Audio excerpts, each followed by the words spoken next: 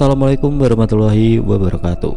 Di kisah kali ini masih ada kelanjutan dari kisah yang sebelumnya. Sebuah kisah yang berjudul Elegi di Atap Sumatera, Petualangan di Gunung Kerinci. Sebuah kisah yang ditulis oleh Dika. Dan sebelum kita lanjut ke ceritanya, tekan dulu tombol like video ini. Dan jangan lupa tekan juga tombol subscribe channel ini. Dan nyalakan juga lonceng notifikasinya agar tidak ketinggalan cerita-cerita lainnya dari channel ini. Dan seperti apa untuk lanjutan dari kisah ini? Langsung saja kita simak berikut ini.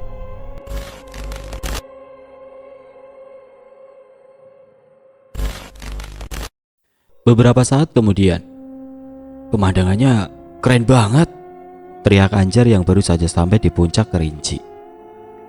Kita udah sampai puncak nih, kata Ardi meneriaki Saprian dan Quinta yang masih di bawah.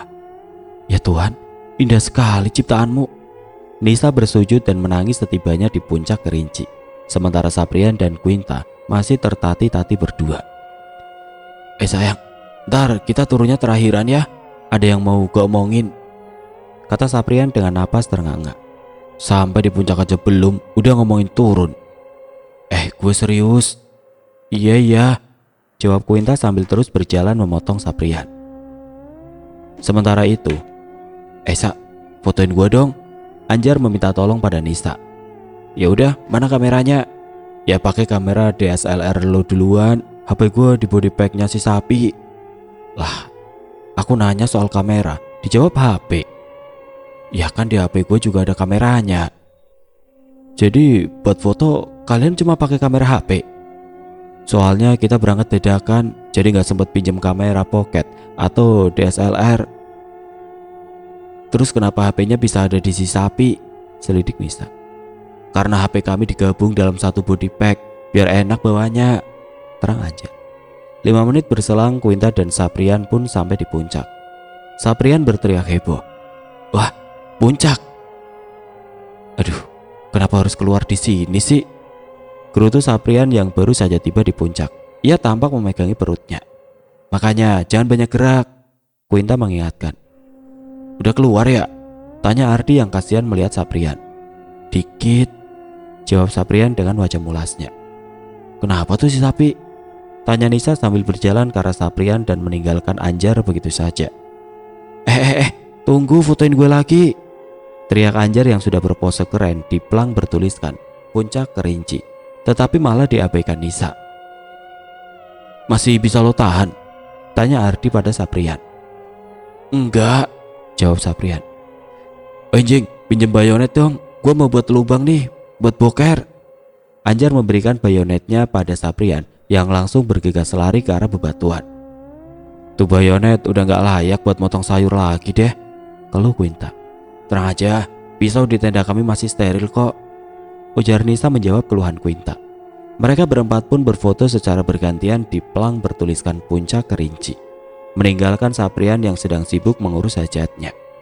Tidak lama waktu berselang, Ardi berkata pada Quinta dan Anjar, kalian berdua tetap di sini ya, aku mau ngomong sesuatu sama Nisa. Emang mau ngomong apa sih kak? Quinta penasaran. Lihat aja ntar. Gue yakin senior pasti mau nembak Nisa, prediksi Anjar. Mereka kan udah jadian jing, koreksi Quinta sambil melirik Anjar. Oh iya ya. Ardi pun berjalan mendekati Nisa yang sedang asik memotret kawah Kerinci. Sa, bisa minta waktunya sebentar, ada yang mau ku omongin, kata Ardi sambil memegang tangan Nisa. Seketika Nisa menoleh. Ngomong apa Di? Ardi tampak menarik napas. Nisa, demi Tuhan, seandainya kamu malaikat sekalipun, akan kupotong sayapmu agar kamu merasakan dinginnya gunung Kerinci ini bersamaku. Sekalipun badai hujan datang menerpa, percayalah, itu semua akan berakhir ketika cinta kita bersemi di sini. Aku ingin menua bersamamu. Aku ingin kamu menjadi ibu dari anak-anakku. Karena itu aku akan membuktikannya dengan melamarmu di puncak ini. Ini ada 2 cincin di hadapanmu. Kalau kamu menerima lamaranku, pakaikanlah 1 cincin di jari manisku. Dan begitupun juga aku. Akan kupasangkan satunya lagi di jari manismu. Kalau kamu menolakku, kamu boleh membuang cincin ini ke kawah itu. Dan akan kuanggap ini tidak pernah terjadi. Apapun keputusanmu, tidak akan mengubah kebersamaan yang sudah kita rajut selama ini. Ardi diam sejenak, kemudian ia menunjukkan cincin yang ia maksud. Nisa, maukah kamu menerima lamaranku? Nisa terpana dan terdiam sesaat, tidak menyangka dengan apa yang sudah Ardi katakan barusan. Iya Di, aku terima lamaran kamu, jawab Nisa sambil menangis terharu. Seketika ia peluk kekasihnya itu. Ah, so sweet, ucap Quinta. Hatinya ikut berbunga-bunga melihat Nisa dilamar Ardi. Yang dilamar siapa, yang terharu siapa? Celetuk Anjar. Seenggaknya Kak Ardi lebih gentle daripada lo, Jing. Gue juga pernah ngelamar cewek kayak gitu. Di puncak mana? Di atas tandon air. Tiba-tiba, leganya. Saprian tampak berjalan ke arah Anjar dan Quinta. Telat lu Sap, filmnya udah mau selesai tuh, kata Anjar. Film apaan? Tuh, lihat aja sendiri. Anjar menunjuk Ardi yang sedang memasangkan cincin ke jari manis Nisa. Mereka ngapain, Jing? Saprian tampak bingung. Lo gak pernah nonton telenovela ya? Sayang, lo kok tell me banget sih? Masa gak tahu itu tuh? Kak Ardi lagi ngelamar si Nisa. Quinta menjelaskan sambil menunjuk-nunjuk kedua pasangan yang sedang berbahagia itu. Oh gitu, jadi lamarannya diterima gak? Menurut lo? Tanya balik Anjar. Ardi dan Nisa pun berjalan menghampiri Saprian and the gang. Selamat ya Sa, kata Quinta menjabat tangan Nisa dan memeluknya. Seneng deh jadi saksi di acara lamaran kalian. Iya makasih ya Queen, aku juga gak nyangka sebelumnya kalau Ardi bakal melakukan ini di puncak Kerinci. Nisa tersenyum sumringah. Yang baru lamaran, gue jadi iri. Anjar merangkul Saprian. Iri sih iri Jing, tapi bukan berarti lo terus merangkul gua, ketus Saprian sambil melepas rangkulan Anjar. Jing, kalau belum ada pasangan, tuh Tiang masih jomblo. Olok Ardi menunjuk pelang bertuliskan puncak Kerinci. Enggak, gue udah bosen pacaran sama benda tumpul, balas Anjar. Semuanya pun tertawa. Makanya cari pasangan. Oh ya, kalian masih mau foto-foto? Soalnya kita udah mau turun nih. Senior duluan aja turunnya, ntar kita nyusul kok, kata Saprian.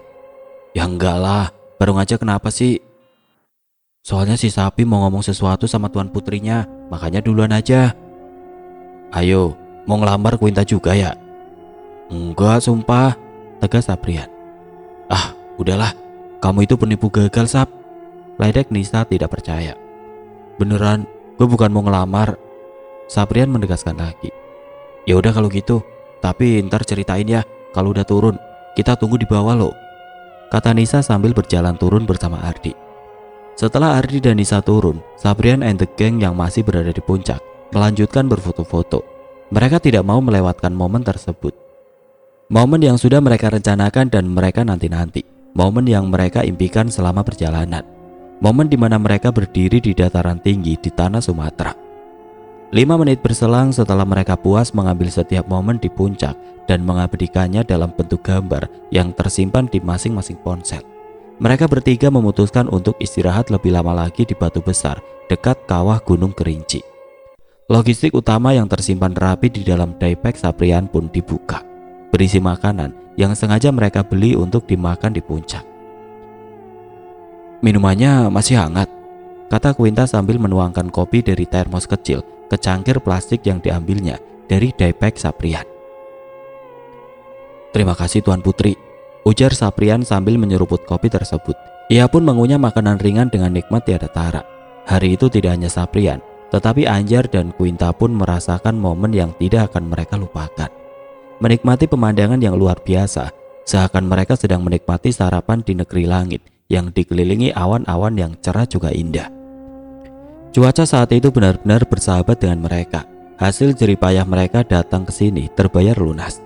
Selagi menikmati pemandangan cerah, Anjar menyenggol Saprian, mengingatkan bahwa mereka ada misi lain, bukan hanya ke puncak, melainkan mempertanyakan seberapa besar cinta Quinta pada Saprian.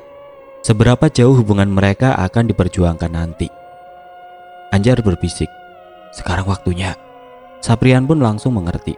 Saprian menarik tangan Quinta dengan lembut. Sayang, ikut gue sebentar yuk. Quinta terpaku sejenak. Mau kemana?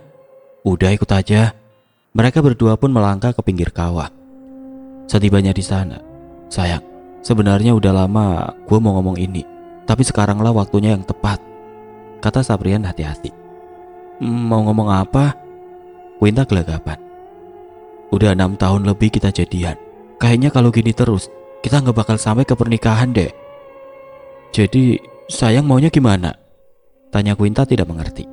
Setelah mengambil nafas panjang, tiba-tiba Saprian langsung melontarkan isi hatinya dengan nada tinggi kepada kekasihnya itu. Kamu harus pindah keyakinan setelah turun dari gunung ini.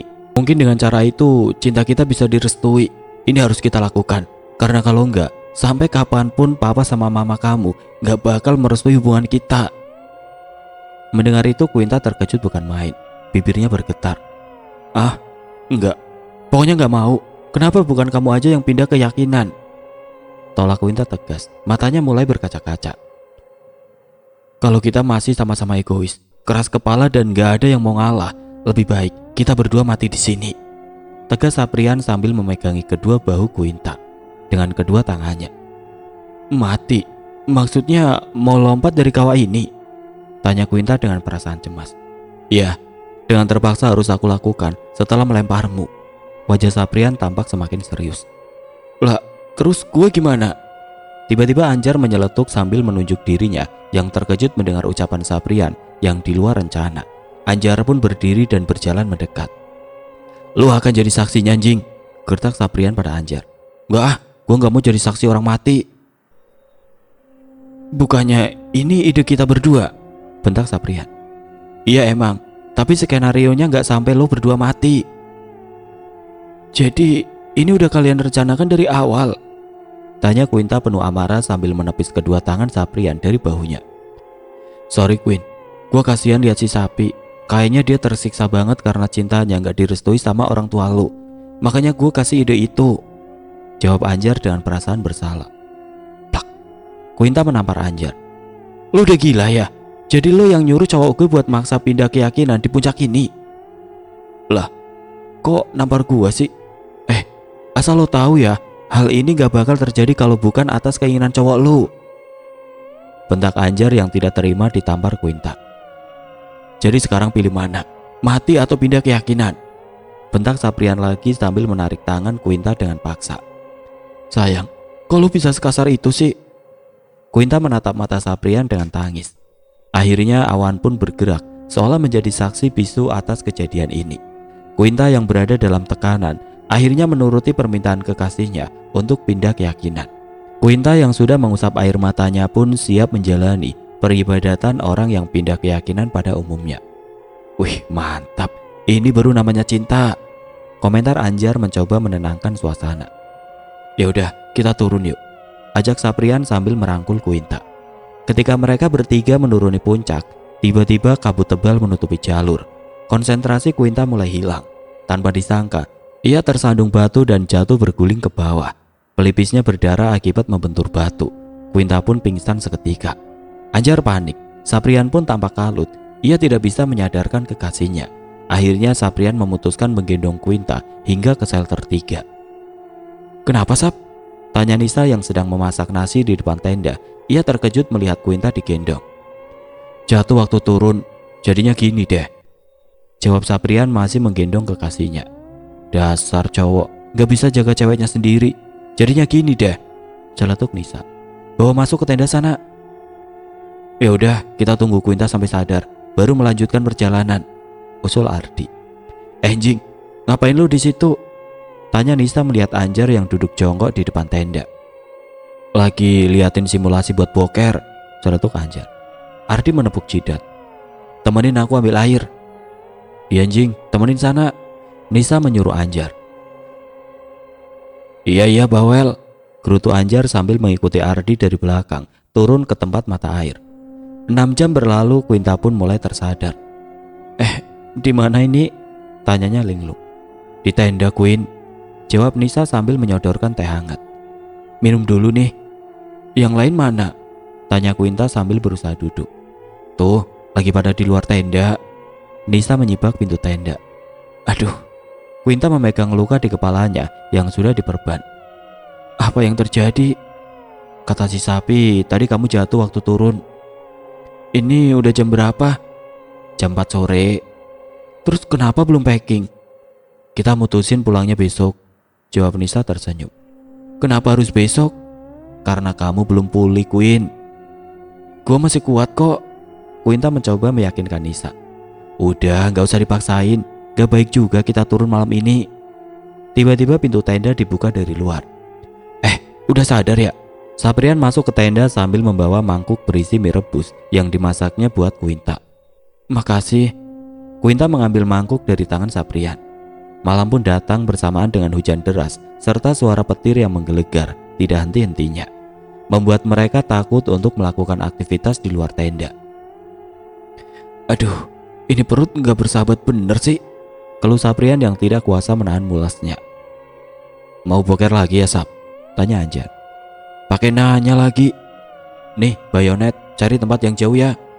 Temenin gue anjing, udah gak tahan lagi nih. Ogah, mending gue tidur. Tolak Anjar sambil merapatkan kantung tidurnya. Gua mohon Jing, pinta Saprian memelas. Minta temenin cewek lu sana.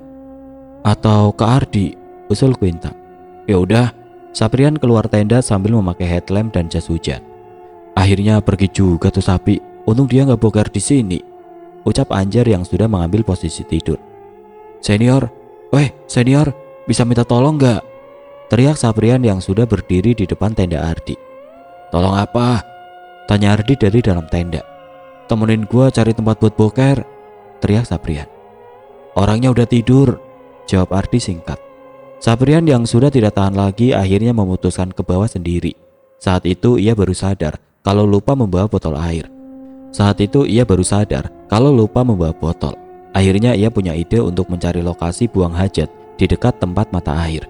Sambil berharap ada botol yang tidak terpakai di sana yang bisa ia potong dan gunakan untuk mengambil air. 5 menit kemudian, leganya, mudah-mudahan habis ini gak boker lagi, ujar Saprian puas. Ketika Saprian selesai dengan hajatnya dan hendak kembali mendaki, pada sebuah jarak, samar-samar ia melihat punggung Quinta sedang berdiri di atas tebing. Saprian pun mencoba menyusulnya, tetapi ketika ia sudah sampai di tempat itu, Quinta sudah tidak ada. Ketika ia melihat ke atas lagi, kembali dilihatnya sosok kekasihnya itu sudah berada di tempat yang lebih tinggi lagi dan lagi, seolah Quinta ingin mengajaknya ke suatu tempat. Setibanya di ujung tebing, sosok Quinta yang ia cari malah menghilang. Karena masih penasaran, Saprian pun menyoroti area bawah dengan headlampnya. Apakah sosok Quinta yang ia kejar terjatuh ke tempat ia membuang hajat tadi? Tetapi ia tidak menemukan apapun. Tiba-tiba ketika Saprian berbalik badan dan ingin kembali ke tenda, ia melihat sosok Quinta sudah berdiri tepat di depan wajahnya dengan semua mata pupil berwarna putih serta berteriak seperti makhluk halus. Saprian pun terkejut. Tanpa sadar ia pun terpelanting dari ketinggian curam dan jatuh tepat di samping kotorannya saat ia buang hajat tadi. 1 jam berlalu. Jing, kok cowok gue belum balik ke tenda ya? Tanya Quinta mulai gelisah. Mungkin lagi main ke tenda sebelah kali, jawab Anjar enteng. Tapi kok suaranya gak kedengeran? Ya kan lagi hujan, mana mungkin kedengeran. Coba lo suruh dia balik dah. Tuh sapi kan bisa pulang sendiri. Anjar mulai merasa terusik. Iya sih, tapi seenggaknya lo cek dulu lah di tenda sebelah. Kalau ada ya udah, gak apa-apa. Kalau gak ada, ya cari kemana kek. Pokoknya sampai ketemu. Loh, kok lo maksa gua sih? Anjar mulai kesal disuruh Quinta. Karena firasat gua gak enak Jing. Ya udah, gua kesana dulu. Pokoknya lo tunggu di sini aja, jangan kemana-mana, pesan Anjar sambil memakai headlamp dan jas hujan. Jangan lama-lama Jing, gue takut nih. Iya bawel. Anjar pun keluar tenda. Dilihatnya suasana di luar tampak gelap. Senior, ada sapi gak di dalam? Tanya Anjar dari depan tenda Ardi. Siapa? Tanya balik Ardi dari dalam tenda. Sapi. Di sini bukan kandang sapi, ketus Ardi. Gue nanya serius nih. Yang main-main siapa? Tegas Ardi. Emang kenapa Jing? Kalau mau masuk, buka aja tendanya, sambung Nisa dari dalam. Anjar pun membuka pintu tenda. Dilihatnya Ardi sedang bersembunyi di dalam kantung tidur. Ada si sapi gak di sini? Enggak. Emang belum pulang? Tanya Nisa. Kalau udah pulang, ngapain gua kesini? Coba lu cari di bawah, siapa tahu masih boker, kata Nisa. Ya udah kalau gitu. Tanpa pikir panjang, Anjar pun bergegas ke bawah. Setelah sampai di tempat mata air, Anjar terkejut karena melihat sahabatnya sudah bersimbah darah di dekat tempat mata air mengalir. Ia pun melangkah pelan, mundur sambil menyinari sosok sahabatnya itu karena masih tidak percaya dengan apa yang dia lihat. Karena tidak fokus melihat jalan, Anjar terjatuh dan berteriak. Kakinya tergelincir, badannya jatuh ke belakang. Kepalanya membentur batu keras, pelipisnya pecah. Kakinya patah karena tertimpa batu besar. Ia pun pingsan seketika. 30 menit kemudian hujan reda. Si anjing kok lama banget sih? Quinta bertambah gelisah karena pacar dan sahabatnya masih belum kembali. Akhirnya ia pun memutuskan memberanikan diri memakai headlamp lalu keluar tenda, membangunkan Nisa di tenda sebelah. "Kak Ardi, mau tanya, ada Saprian sama Anjar nggak di dalam?" teriak Quinta yang sudah di depan tenda Nisa. Sayang, bangun dong, dipanggil tuh." Nisa membangunkan Ardi di sebelahnya. "Lah kan bukan aku yang dicari," ketus Ardi yang tetap tidak mau bergerak. "Masuk dulu, Queen." Mendengar jawaban Nisa, Quinta pun membuka pintu tenda. "Gue nyari cowok gue sama si anjing, Sa." "Mungkin masih boker kali," duga Nisa. "Masa boker lama banget? Gue jadi curiga nih. Takutnya terjadi apa-apa sama mereka," ujar Quinta dengan nada cemas. "Paling lagi dikerjain sama mereka," sambung Ardi enteng. "Kita cek dulu yuk, buat mastiin kalau mereka gak kenapa-napa." "Males ah," ketus Ardi. "Sayang, gak boleh gitu." Nisa menasehati kekasihnya. "Bodoh amat, ngapain ngurusin 2 ekor hewan itu? Mending istirahat, biar besok punya tenaga buat turun. Lagi pula, percaya aja deh, gak bakal terjadi apa-apa sama mereka." Itu cuma alasan Kak Ardi aja yang gak mau keluar nolongin Quinta," ketus Quinta. "Kalau nggak percaya, cek aja sendiri." Ardi tidak mau kalah. "Ya udah, aku temenin cari mereka ya," kata Nisa yang tidak mau ambil pusing sambil membawa senter keluar dari tenda. Setelah mendekati mata air, Quinta dan Nisa pun terkejut. Mereka melihat sosok Saprian dengan mata pupil yang mengecil serta suara teriakan layaknya makhluk halus. Sosok itu menghalangi mereka. Quinta dan Nisa pun berteriak ketakutan. Mereka berlari kembali ke tendanya untuk membangunkan Ardi. Ketika sampai di tenda, mereka kembali dikejutkan oleh Ardi yang tiba-tiba membentak dan menyuruh mereka pergi. Pergi dari sini!" teriak Ardi yang tampak kesurupan. Seketika Nisa ketakutan mendengar suara Ardi berubah menjadi suara perempuan. "Aku bilang, pergi dari sini!" Ardi tertawa seperti kuntilanak. Teriak Nisa dan Quinta berbarengan. Mereka berdua pun lari sekencang-kencangnya menuju shelter 2 tanpa memperdulikan sekitarnya. Yang mereka bisa lakukan saat itu hanyalah lari. Karena tidak fokus melihat jalan, Nisa yang berada di depan terperosok ke jurang. Quinta yang berada di belakangnya terkejut bukan kepala. Ia ingin turun, tetapi apa daya, tidak banyak yang bisa dia lakukan. Quinta hanya bisa menangis sambil melihat ke bawah jurang, tertegun melihat sahabatnya jatuh ke tempat yang gelap. Seketika ia mengusap air matanya, mencoba berdiri kembali. Dalam pikirannya saat itu cuma turun gunung, meminta pertolongan. Tetapi tanpa disangka ketika ia hendak melangkah, tiba-tiba muncul sosok menyerupai Saprian yang mencoba menghampirinya. Sosok makhluk halus itu berjalan pelan, maju mendekati Quinta yang sedang menangis tersedak. Sayang, kamu?" Dalam keadaan takut luar biasa, Quinta terbata-bata. Makhluk yang menyerupai kekasihnya itu terkekeh dan berteriak keras di depan wajah Quinta, membuat Quinta semakin takut. Ia kebingungan, entah mau lari kemana lagi. Yang bisa ia lakukan saat itu hanya mundur perlahan sambil menangis. Quinta semakin terpojok. Tiba-tiba ia tersentak ketika didorong keras oleh makhluk yang menyerupai kekasihnya itu.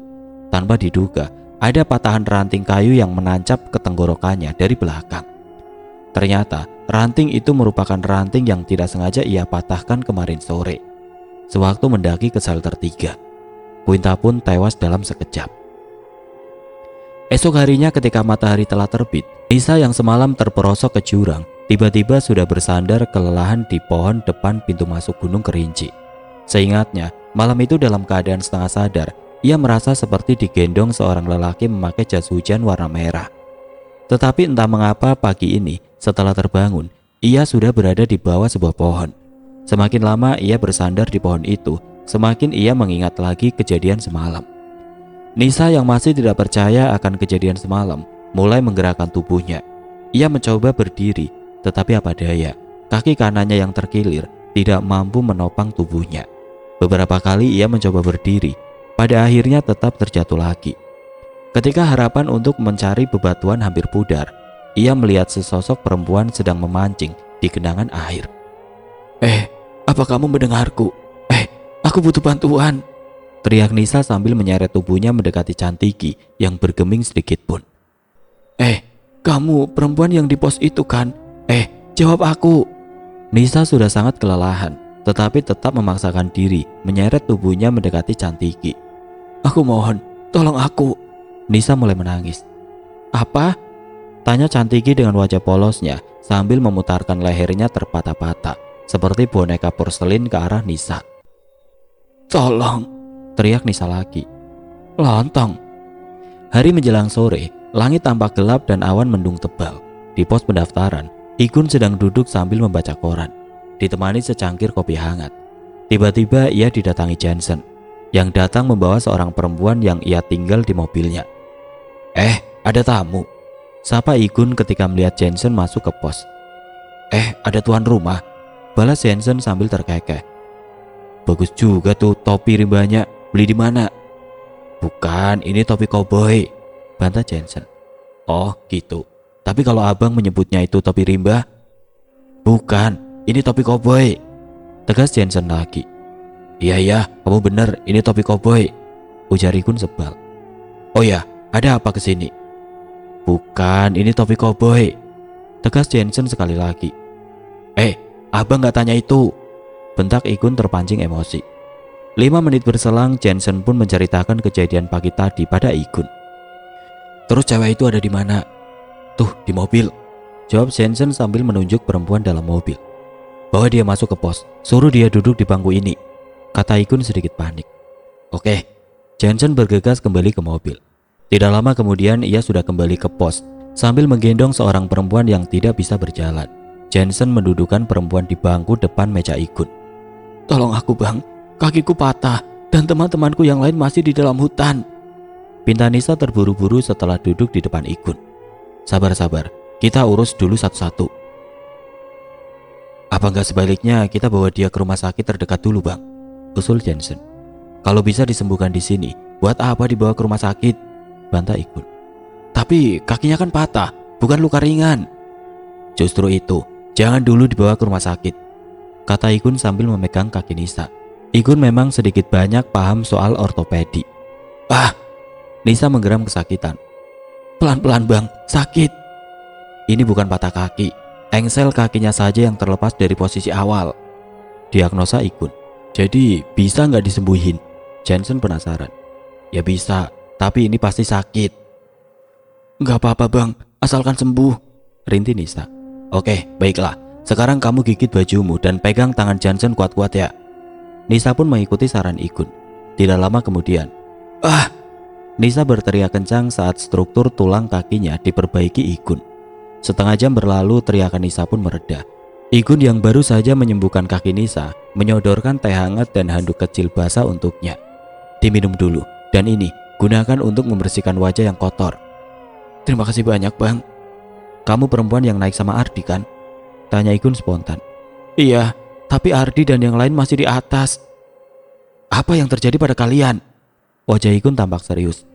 Nisa pun merunutkan peristiwa secara gamblang pada Igun dan Jensen. Kejadiannya mengalir begitu saja. Tiba-tiba kami menghilang satu persatu secara misterius. Lalu Nisa tidak kuasa menahan tangisnya ketika mengingat kejadian semalam. Abang gak bisa bantu kalau kamu gak bisa menjelaskannya secara detail pada kami berdua, tegas Igun pada Nisa. Ardi kesurupan bang, isak Nisa. Lalu apa yang terjadi dengan mereka bertiga? Saprian dan Anjar menghilang bang, tangis Nisa semakin kencang. Apa yang terjadi dengan Quinta? Tanya Igun dengan nada tinggi. Gak tahu bang, aku terperosok ke jurang. Setelah itu gak tahu lagi nasibnya. Nisa masih bergetar. Igun menghela nafas panjang. Ia terdiam, keningnya berkerut, wajahnya tampak berkecamuk. Ia terlihat sedang berpikir berat dan cepat. Kamu tunggu di sini, abang mau keluar sebentar. Igun keluar pos pendaftaran. Di tempat lain, Arman yang sedang sibuk di meja kerjanya menerima panggilan masuk di telepon selulernya. Di layar ponsel tampak nama Ikun, sahabat lamanya. Dengan senyum sumringah, Arman langsung mengangkat teleponnya. Assalamualaikum, apa kabar Gun? Brak, jawab Ikun singkat. Arman pun terdiam sejenak. Maksudnya? Intinya, kamu harus berangkat ke sini secepatnya dengan membawa orang tua mereka, kata Ikun tegas. Orang tua siapa? Arman semakin bingung. Siapa lagi? Apa yang terjadi dengan mereka? Arman mulai nalar dengan pembicaraan ini. Ia menghela nafas panjang. Mereka menghilang ketika turun dari Gunung Kerinci. Kamu yakin? Arman masih tidak percaya. Ya, kabar ini kudapat dari orang yang bertemu mereka di puncak. Baiklah kalau begitu, aku akan cari nomor kontak orang tua mereka bertiga dari data akademik mahasiswa. Juga akan langsung menghadap dekan untuk menceritakan kejadian ini, lalu minta cuti selama seminggu. Tutur Arman panik. Oke, malam nanti akan ada orangku yang kusuruh menjemputmu di bandara. Sampai ketemu besok, kata Ikun sambil menutup panggilannya. Jadi sekarang harus bagaimana bang? Jensen menyusul Ikun yang sedang berdiri di depan pos. Kalau begini, gak ada cara lain. Sudah waktunya mengumpulkan mereka. Lirik Ikun menatap langit. Mereka siapa bang? Tanya Jensen bingung. Tiba-tiba secara kebetulan terdengar suara motor trail merapat ke pos pendaftaran. Si pengendara tampak terburu-buru melepas helm. Kebetulan, kamu datang di waktu yang tepat, sambut Ikun melihat kedatangan Nancy. Tadi aku dapat laporan dari warga, ada pendaki yang hilang hari ini, makanya aku kesini, kata Nancy sambil turun dari motor trailnya. Pasti berita ini tersebar oleh Cantiki, duga Jensen sambil melempar senyum mesra pada Nancy. Gak penting siapa yang menyebarkan berita ini, yang penting kita harus kumpul dan bergerak, kata Ikun menegaskan. Jadi Bang Ikun akan turun langsung dalam pencarian ini? Tanya Nancy pada Ikun. Ya, makanya kita akan bentuk tim. Ikun mengajak Nancy dan Jensen masuk ke pos pendaftaran. Untuk melakukan pencarian kali ini, setidaknya membutuhkan 4 orang pendaki berpengalaman. Dan yang terbaiklah yang akan dipilih. Pertama, kita membutuhkan orang yang punya keahlian memprediksi cuaca untuk mengantisipasi cuaca ekstrim, kata Ikun. Siapa tuh bang? Tanya Jensen. Nancy, bukannya dulu kamu suka diajak mendiang ayahmu bersama timnya masuk hutan saat cuaca yang sama dengan di Gunung Kerinci. Abang yakin kemampuanmu memprediksi cuaca gak diragukan lagi. Abang mempercayakan posisi ini padamu. Siap, jawab Nancy. Terus siapa selanjutnya bang? Tanya Jensen lagi. Selanjutnya, kita membutuhkan orang yang memiliki kemampuan mengusir makhluk halus yang mengganggu para pendaki yang hilang. Zata, iya Zata, ku dengar dulu ia pernah menyadarkan warga desa Sungai Penuh yang kesurupan, usul Nancy. Ya, keturunan Montana itu memang memiliki kemampuan indera keenam. Sudah saatnya dia diandalkan, sambung Ikun. Lalu siapa yang terakhir bang? Tanya Nancy. Ya pasti akulah, potong Jensen dengan penuh percaya diri. Bukan, tegas Ikun. Seketika Jensen cemberut. Yang terakhir, kita membutuhkan Cantiki. Dia punya keahlian pergerakan memotong kompas dan pendengaran yang tajam. Terlebih anak itu gak takut apapun, kata Ikun. Aku juga pernah dengar katanya Cantiki itu seorang indigo, sambung Nancy. Apa itu? Tanya Jensen. Itu loh, seseorang yang punya kemampuan di atas orang normal. Abang rasa dia orang yang paling tepat untuk diajak dalam pencarian kali ini, terang Ikun. Jadi aku gak diajak bang? Tanya Jensen kecewa. Ada 2 tugas khusus yang abang berikan padamu. Pertama, beritahu Jensen adikmu untuk menjemput sahabatku Arman dan orang tua pendaki yang hilang itu di bandara. Kedua, jaga pos pendaftaran selama abang tinggal, sambil memastikan tidak ada pendaki lain yang muncak sebelum kami turun. Apa abang yakin cuma berangkat berempat? Tiba-tiba Nisa bertanya. Kenapa enggak? Kalau di antara mereka ada yang mati gimana? Kita evakuasi. Kalau mereka semua sudah mati, wajah Nisa tampak cemas. Kalau soal itu, abang sudah persiapkan plan B untuk mengantisipasinya. Jadi kapan abang bergerak? Tanya Nisa lagi. Besok pagi. Loh, kenapa harus nunggu besok pagi bang? Kenapa gak sore ini? Tanya Jensen heran. Ikun menggeleng. Tiba-tiba Nancy menjelaskan. Langit sudah mendung, awannya tebal sekali. Sore ini hampir pasti bakal turun hujan lebat. Kalau kita bergerak malam, justru malah membahayakan tim pencarian. Ikun tersenyum tipis dan Jensen manggut-manggut. Baiklah, Nancy, sore ini juga kamu temui Zata dan Chantiki. Beritahu mereka tentang rencana kita. Dan besok harus sudah kumpul di pos pendaftaran pukul 7 pagi. Jensen, kamu antar Nisa ke rumah abang, sekarang. Ikun memberi perintah pada mereka berdua. Siap, Kapten, ujar mereka berdua serempak sambil memberi hormat ala militer. Mereka pun segera beranjak. Sore itu di tengah keramaian pasar, Jafar dan komplotannya datang. Seperti biasa, setelah turun dari motor, mereka meminta upeti di warung-warung di pasar. Halo Sata, sapa Lasmi. Mbak mau belanja nih, ini catatannya. Sata mengangguk sopan, lantas mengambil catatan yang disodorkan Lasmi. Mbak Lasmi mau bikin apa? Mbak mau bikin sayur asem sama pindang kesukaan Bang Igun. Mau buat pindang apa? Pindang ikan tapa, nih ikannya udah beli, kata Lasmi menunjukkan ikan yang dibawanya. Tiba-tiba tanpa disangka-sangka, bocah, mana jatahmu hari ini? Bentak Jafar di depan warung Zata. Halo Bang Jafar, bersemangat sekali hari ini, sapa Zata tersenyum. Ah, banyak basa-basi, mana jatahmu hari ini? Kalau enggak, kupecahkan kepalamu, teriak Jafar menunjuk-nunjuk Zata. Iya ya sabar, sudah disiapkan kok. Zata hendak memberi uang pada Jafar. Sini. Jafar merampas uang itu dengan kasar. Oh ya, mulai besok setoran keamanan naik 2 kali lipat. Mengerti? Ini berlaku untuk semuanya. Apa itu nggak berlebihan? Bukannya masih untung kamu masih dikasih uang sama orang-orang di pasar ini? Tanya Lasmi ketus. Diam kamu. Sekali lagi kamu bicara, ku tampar kamu, bentak Jafar sambil menunjuk-nunjuk Lasmi. Coba tampar kalau berani, tantang Lasmi dengan nada tinggi. Bajingan. Jafar mengayunkan tangannya ke arah Lasmi. Ah, Lasmi berteriak sambil menundukkan tubuhnya. Tapi seketika itu pula tangan Jafar ditangkap tangan Zata. Kalau berani jangan sama perempuan, kata Zata mengingatkan Jafar. Lepaskan tanganmu atau ku hajar kau, bentak Jafar. Orang lembut bukan berarti penakut, ujar Zata dengan wajah serius. Bajingan. Jafar tidak terima atas ucapan tersebut, langsung melayangkan tinjunya ke wajah Zata. Bertak. Komplotan Jafar terkejut melihat kepala Jafar dihentakkan Zata ke bawah sehingga bagian depan warung Zata roboh.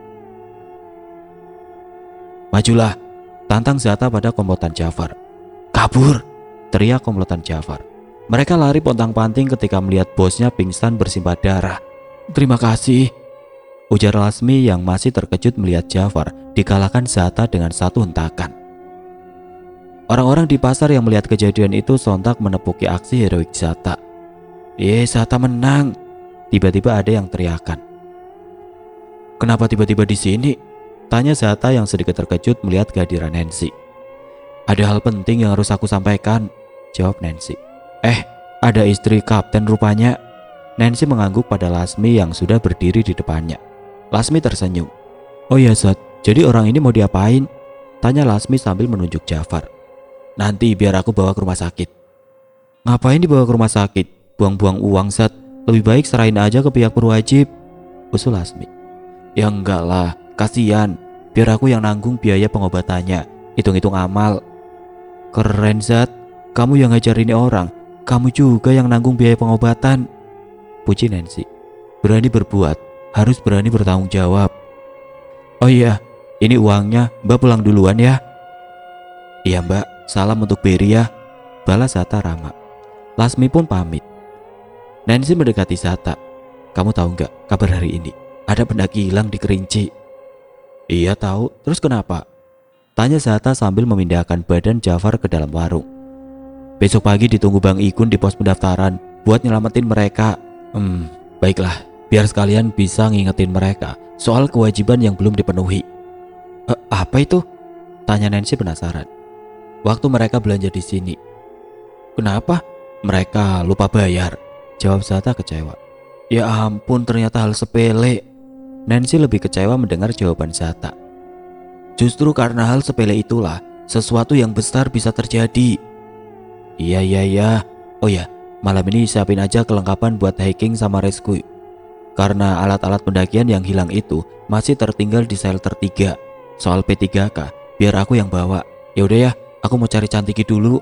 Soalnya itu anak diajak Bang Ikun juga buat pencarian besok. Buang-buang waktu nyari Cantiki. Kenapa? Pasti dia tahu apa yang harus dia lakukan. Hari semakin sore dan hujan pun turun dengan derasnya.